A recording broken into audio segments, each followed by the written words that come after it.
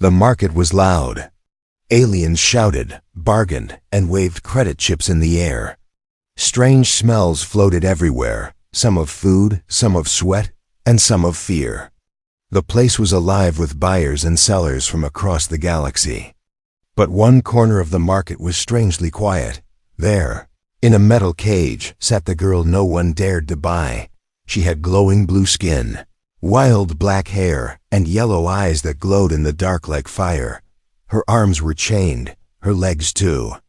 But she still sat tall like a predator waiting for her moment. "She's dangerous," whispered one trader. "Last owner lost an eye," said another. "She killed the one before that," added a third. No one went near her. Not even the guards. They called her many names: beast, animal, monster, but she had no real name. No one had ever asked her if she had one. She didn't speak. She didn't beg. She didn't cry. She only stared. A cold, sharp stare that made most aliens look away. Then came the human. His clothes were simple. His boots were dusty. His face calm. His name was Rye, and he didn't seem like a rich man. He walked through the market slowly, looking at every cage, every slave. Most sellers ignored him, thinking he couldn't afford anything. But when he reached her cage, he stopped. She stared at him. He stared back. She didn't growl like she usually did. She didn't try to attack. She just looked at him, curious. The seller laughed. "That one? Ha! Even free, she's not worth it." "How much?" Rye asked calmly. The seller blinked. "You want her?" "Yes," Rye said. The aliens nearby went silent. Even the guards looked confused. Was this human mad? "She's not a normal slave," the seller warned. "She's wild. She bite, she kill. We've tried breaking her. Nothing works." "I'll take her," Rye repeated. The seller shrugged. 10,000 credits. Pay, and she's yours. We won't refund you when she kills you." Without a word, Rye transferred the credits. The guards unlocked the cage carefully, ready to shoot if needed. The girl didn't move. Her glowing eyes stayed on Rye. Chains still held her hands and feet. She stepped out, slowly, like a storm, waiting to explode. "Good luck, human," one guard muttered. Rye said nothing. He only nodded and walked. The girl followed behind him, her chains clinking on the ground. They walked out of the market and into the dusty plains beyond the city. The sky was orange. 2 suns hung low, lighting the world in fire-colored glow. Rye led the girl to his small transport ship parked nearby. He opened the door and motioned for her to enter. She looked at the ship, then at him, then entered without a word. Inside, Rye gave her a blanket, a bottle of water, and a piece of bread. She stared at the food like it was poison. "You're free to eat," Rye said gently. No tricks. Still, she didn't move. Rye didn't force her. He sat down near the console and began setting the ship's course. The engines hummed to life, and the small ship lifted off the ground. The girl finally picked up the bread and took a small bite. Her hands shook. No one had ever given her food without yelling, without hitting, without demanding something in return. She sat in the corner, watching Rye work, silent and alert. She didn't trust him. Not yet. That night, after the ship entered autopilot mode, Rye laid out a blanket on the floor and lay down to sleep. The girl didn't sleep. She stayed in the shadows, awake and alert. When Rye closed his eyes, she stood up, silent, like a ghost. She walked toward him, slow and quiet. Her glowing eyes locked on his sleeping face. Her hands were still chained, but her nails were sharp. She could do it. End him now. Escape. She raised her hand, but Rye spoke. "I know you're awake," he said softly, eyes still closed. "If you want to kill me, I won't stop you." She froze. No one had ever said that to her. No one had ever trusted her not to strike. Slowly, she lowered her hand. "Why?" she whispered, her voice rough and dry from years of silence. "Because I don't think you're a monster," Rye replied, opening his eyes. Just hurt. The ship was quiet again. She stared at him for a long moment, then sat down near the wall. She didn't sleep, but she didn't attack. Not that night. She crouched beside him in the darkness like a shadow made of glowing skin and silent breath. Her yellow eyes didn't blink. Her chains didn't rattle. Not even her heartbeat betrayed her. He was asleep, or so she thought. One wrong move and she'd snap his neck. That was what she was trained to do. But something inside her paused out this human. He had not shouted at her. He had not beaten her or shocked her with a remote. He had bought her but didn't chain her to a wall. He had offered food, not commands. A blanket, not a whip. And now here he was, sleeping, unguarded. Trusting her stupid she could still hear the words her old masters used. You're a weapon. Use your claws. Don't feel, don't think. Kill if they turn their back. Her hand rose, fingers sharp, eyes focused, breath held. But just as she leaned forward, the human spoke. I hope you don't, Rye whispered, still. Lying down. But I understand if you do. Her hand froze in midair. He wasn't asleep. He knew she was there. He had known all along, and still he didn't fight her. He didn't reach for a weapon. He didn't run. Her hand trembled. Slowly, she let it fall to her side. Her claws curled inward. Her breathing grew shaky. Why? She asked. Her voice was so soft it barely existed. Why don't you stop me? Rye opened his eyes. He turned his head and looked at her, directly into her glowing yellow eyes. Not with fear, but calm, because you've been caged too long. If you really wanted me dead, you would have done it already. She blinked. That wasn't how this worked. That wasn't how anyone spoke to her. She sat back, confused, breathing hard. Her chains clinked gently. Rye sat up but didn't move closer. He reached into a small pouch beside him and pulled out a silver tool. Slowly, carefully, he held it. Toward her, a chain cutter. I can unlock those, he said. If you want. Her eyes narrowed. Why would you? Because I don't think you're a danger, Rye said. I think you're in pain. She stared at the tool. Then at him. Then she laughed. A short, cold, bitter laugh. No one cares if I'm in pain, she said. I do, Rye replied. Simply. Silence. The ship floated through deep space. Stars blinking outside the windows like quiet watchers. Finally, she stood up, walked toward him slowly, then turned and held out her wrists. Chains first. He said nothing. Just unlock them. Click. The metal fell away. For the first time in years, she was unchained. She looked at her wrists. Thin scars wrapped around them like bracelets. She ran her fingers along her skin as if she didn't recognize it.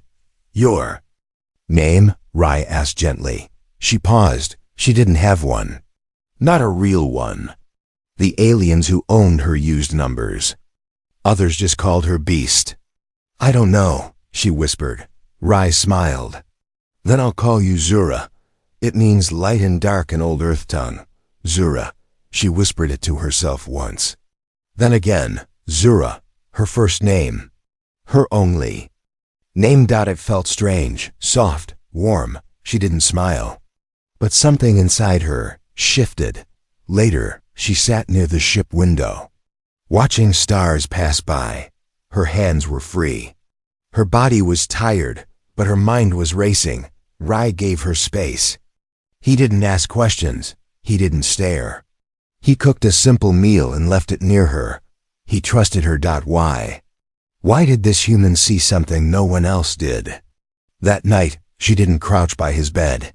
She didn't raise her claws. She didn't plan an attack. She just watched him sleep. And for the first time, she didn't feel like a prisoner. She felt like maybe she could become something else. She woke up to silence. No chains, no yelling, no pain. For a moment, she didn't move. Her body was so used to punishment that stillness felt like a trap, but the pain never came. She opened her eyes. slowly, and saw light shining through the window. Space stretched beyond the glass stars, planets. Freedom. She wasn't in a cage anymore. She was lying on a soft blanket, and a plate of warm food sat beside her. She looked around. The human was sitting quietly near the ship's console, working on something.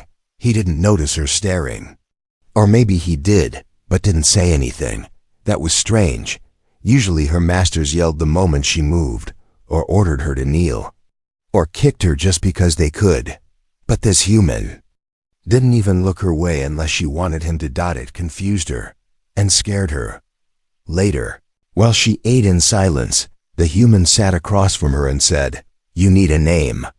She stopped chewing. "A name?" She repeated. "Yes," he said. "Something that's yours, not a number. Not what they called you." She had never thought about that. She had no name. Just pain and silence. The human smiled and said, "I want to call you Zura. It means light in darkness." Zura. The word made her chest feel strange, heavy, but warm. Zura. She whispered, tasting it like it was the first real thing in her life. She looked at him, confused. "Why would you give me a name?" "Because you're not an animal," he said. "And you're not a slave anymore. You're a person. And people have names." Her throat tightened. No one had ever called her a person. She had been called thing, weapon, beast, but never person. She looked away, her claws digging slightly into the floor. "I don't know how to be anything but a weapon," she whispered. "Then learn," Rai said gently. "With me." The next day, Rai landed the ship on a quiet green moon to rest. Zura followed him outside. She touched grass for the first time, real grass. Soft, alive, growing without being told to. She kneeled and ran her hands through it. Her eyes widened. The wind brushed her face. The air was cool and sweet. She didn't say anything, but inside, something broke open. As Rai fixed the ship's scanner, Zura tried to help. She didn't know how, but she watched his hands and copied what he did. She dropped a tool. She cursed in her language. Rai looked at her and chuckled. "You're learning." Zura frowned. "I'm slow." "You're trying," he said. "That's what matters." She looked down. "Zura." She whispered again. She liked the sound. She liked that it was hers. Not something given by a collar, not shouted by guards, but a gift. A real one. That night, Zura sat outside and stared at the stars. Rai joined her and gave her a warm drink. "You ever been to Earth?" he asked. She shook her head. "I've never been anywhere free." He nodded. "I used to be a soldier," he said. "I saw too much. Did too much. One day I realized I didn't want to fight anymore." She looked at him. "Then why did you come to the auction?" "I didn't know why. Until I saw you," Rai said. "Everyone else saw danger. I saw someone still alive." Zura's chest tightened again. No one had ever spoken to her like that. "Are you trying to fix me?" she asked, eyes sharp. Rai shook his head. "You're not broken. You were hurt. That's different."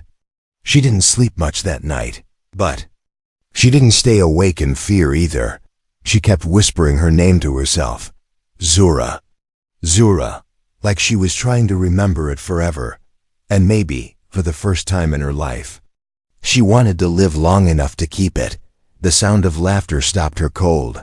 Zura was gathering wood near the edge of the forest on the quiet moon. It was peaceful, too peaceful. Birds chirped softly. Leaves moved in the wind, but now there was laughter. Not human laughter. Not kind. It was the sound of aliens who hunted for sport. Her claws extended on instinct. Her body dropped low, eyes scanning the shadows. She knew that laugh. It haunted her dreams. They had come for her. Meanwhile, Rai was cooking inside the small camp shelter. The smell of food filled the air. He hummed softly to himself, calm and unaware, until the alarm beeped. Rai stood, checked the radar, and saw them. 4 red dots. Moving fast. Not animals. Bounty hunters. Zura ran back to the shelter. She didn't knock or speak, she just burst in, her chest heaving. "They found me," she said. "The ones who owned me before, they're here." Rai didn't panic. He stood, reached for his sidearm, and looked at her. "We leave now." Zura shook her head. "They won't stop. Not until I'm back in chains or dead." "Then we don't let them catch you," Rai said calmly. Zura looked at him. "I should run. Alone. They only want me." Rai stepped closer. "I didn't free you so you could suffer alone. We leave together. Or we fight together." Her lips parted. No one had ever chosen to fight with her, only against her. The ship lifted off. Just in time. Laser fire hit the dirt behind them as the bounty hunters opened fire. The moon's surface glowed red with blasts. Ray pushed the ship hard, but they were being followed. "Hang on," he shouted. Zura gripped the side rail, but her eyes were on the screen. She saw the hunter ship. Black, fast, and marked with a symbol she would never forget. The same one burned into her back when she was younger. Mark of ownership. The ship shook violently. "They're locking on," Rai said. Zura stood up. "Let me fight." He looked at her. "You don't have weapons," he said. "I am a weapon," she said coldly. Before he could argue, she ran to the ship's side panel and ripped open the emergency hatch controls. Then she opened the rear door. Wind roared through the cabin. Space dust blasted past her face, and Zura jumped. The bounty hunters didn't expect that. She landed on their ship like a falling star, claws digging into the hull. They turned too late. She tore open the top panel and dropped inside. Screams followed. Her growls echoed through the COMMS. Back on Rai's ship. The radar showed the enemy ship losing control. And then boom. A silent explosion painted the stars. Rai stared at the screen. "No way," he whispered. Moments later, his ship's rear sensor blinked. Someone was outside. He opened the door, and there she stood, burned, bleeding, breathing hard, but alive. Zura. He caught her before she fell. "You jumped out of the ship," he said. Half shocked, half smiling. She nodded slowly. "I told you. I am a weapon." He carried her inside gently. "You're more than that now." As she lay on the small bed, Rai cleaned her wounds. Zura looked up at him, confused. "You're not scared of me?" "No," he said. "Because you didn't lose control. You protected us both." Her hands trembled. "I didn't enjoy it," she whispered. "The fight. I didn't like it this time." "That's good," he said. "That means you're changing." She stared at the ceiling. "I don't know who I am anymore." He smiled. "That's the best part. Now you get to decide." She woke up with a strange feeling, not fear, not pain. Just quiet. Zura sat up slowly on the small bed inside the ship. Bandages covered her arms. Her muscles still ached from the fight. But something was different this time, for the first time. Since she was a child, she was not afraid of what came next. Rai was cooking again, same way he always did. Humming a simple song from Earth. The ship smelled like fried roots and something sweet. Zura stepped in, slower than usual. She didn't growl. She didn't stay in the shadows. She just watched. Rai turned and smiled. "You're awake." Zura nodded. He handed her a plate. She stared at it, then said something she had never said before. "Thank you." Rai blinked, then smiled wider. "You're welcome." Later, as they traveled through deep space, Zura sat near the window. She pressed her fingers against the glass. Watching stars streak past, she whispered to herself, "I don't like hurting anymore." Rai, fixing wires nearby, paused when he heard that. "You don't have to be who they made you," he said. "You're free now." Zura didn't answer, but a small sound escaped her lips. It was soft, short, almost a laugh. She didn't even know. She could still do that day. She tried to help. She held tools while Rai worked under the ship's floor panel. She brought him the wrong tool twice. Dropped one, swore in her native tongue. Rai just chuckled. "You're getting better," Zura frowned. "I'm not useful." "You are," Rai said. "You're learning." Later, on a jungle moon where they stopped to refuel, Zura saw something. That changed everything.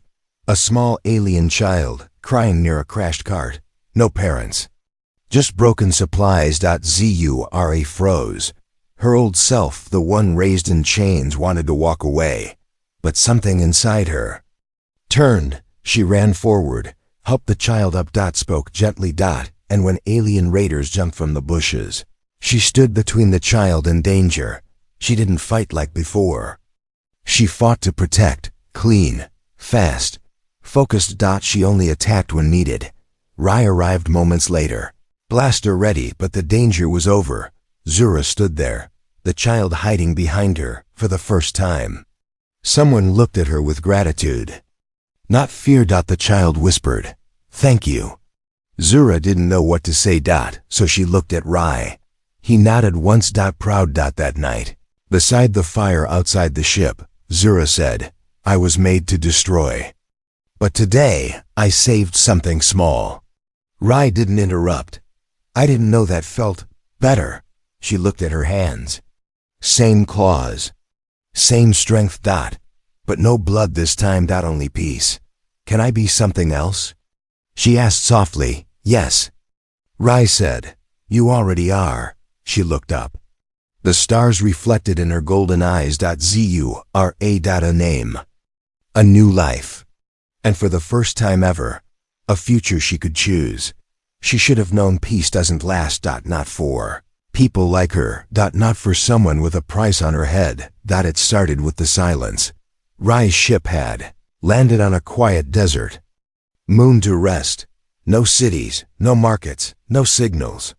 Just red sand and rock. The sun was low. The wind soft. Zura stood outside, feeling the heat on her skin. Her claws were retracted. Her breathing calm. For the first time in her life, the silence felt safe. But then, the wind changed. And the silence felt wrong. She turned her head quickly, eyes narrowing. Something was coming.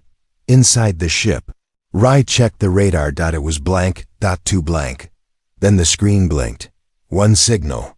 Then two. Then 10. They were already close. Too close. Before he could call out, the door exploded. Smoke filled the cabin. Flashbangs cracked like thunder. Rai tried to reach for his weapon, but something slammed into his back. Hard. Zura heard it, all before she saw it. She ran back toward the ship, but a dart hit her neck. She staggered. The world blurred.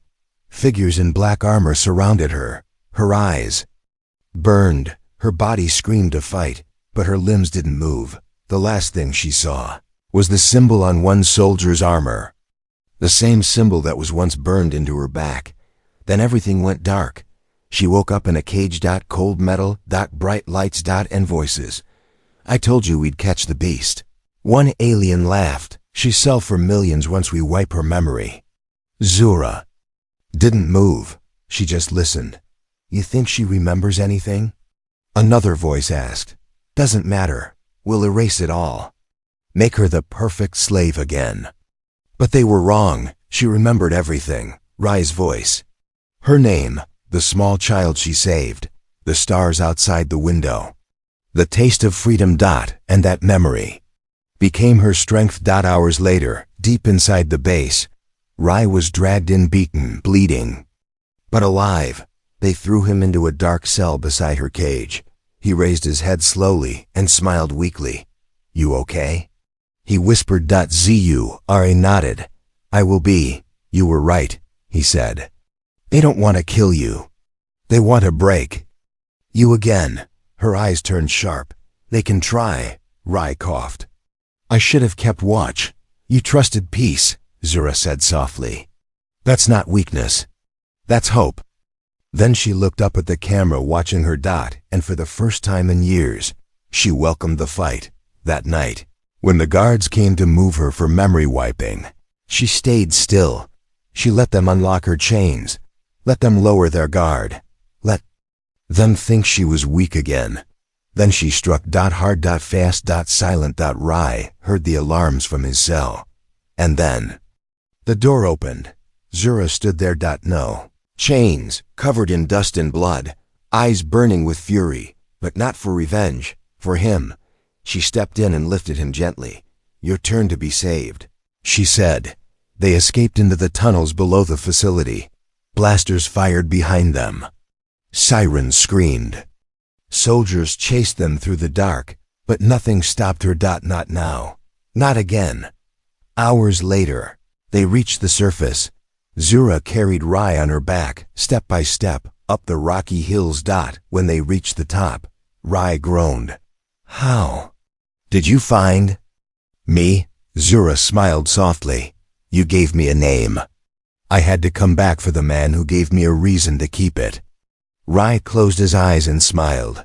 "You're not a slave anymore," he whispered. "No," Zura said.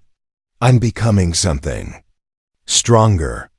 She stood at the edge of the canyon, the wind brushing through her black hair. The same hands that once tore cages apart were now holding something gentler. Flower. It had no meaning to others, but to her, it meant choice. For the first time in her life, Zura picked something simply because she wanted to. She wasn't being ordered. She wasn't being watched. She was just living. 3 days had passed since their escape. Rai was healing slowly. His wounds were deep, but his spirit was strong. Zura had carried him through fire and storm, refusing to let him fall. And now on a peaceful planet, hidden from the galaxy, they had time to breathe. But even in peace, Zura felt something growing inside her. Not fear, not anger, but purpose. That morning, Rai sat outside their small tent, fixing a device. Zura walked over and sat beside him. He looked at her and smiled. "You look different." She raised a brow. "Different how?" "Lighter," he said. "Like the weight is finally lifting." She looked down at her hands. Same claws, same strength, but something inside her was softer now. "I feel like I'm not her anymore," Zura said quietly. "The wild girl in chains." "You never were," Rai replied. "You were just waiting to be seen." Later, as the sun set, Rai turned to her and asked, "What will you do now?" Zura thought for a long time. "I want to find others," she said. "The ones still in cages, still afraid." "Like I was," Rai nodded slowly. "You want to save them?" "No," she said. "I want to show them what you showed me." He tilted his head. "What's that?" She looked at the stars above and whispered, "That they are not broken, that they are not animals, that they can be free." The next day, they returned to the same market where Rai had first found her, but this time, Zura wasn't in chains. She walked through the crowd, tall and calm, with a scar across her cheek and light in her eyes. Whispers followed her. "Is that the wild one?" "No way, she was never tamed." "Wait, she's smiling?" She ignored them. She stood where her old cage once stood, and she burned it down. With her claws, with her fire, with everything she had left from the old life. And when the ashes cooled, she turned to Rai and said, "Now it's really over." He looked at her proudly. "What should I call you now?" She smiled.